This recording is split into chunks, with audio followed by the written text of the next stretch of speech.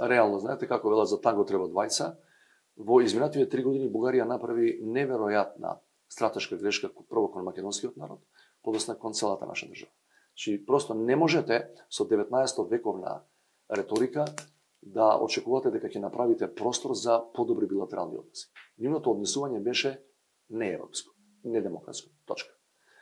А ако продолжат и понатаму, сега ќе закажуваат нови избори, не знаеме кој ќе биде понатаму на тие избори, ако продолжат со истата реторика, истата политика кон нас, не може да очекувате дека ние од тука ќе речеме добро, во ред е, ќе се согласиме на се што барате, бидејќи 99% од бугарските барања се небулоза. 99% од нивните барања се тежок национализам. Тоа 1% се бугарите во устав, што не мислам дека е некоја посебна проблематична ситуација, некоја греда, зашто не може да имаме покрај 7 народи и делови од народи кои ги имаме во уставот.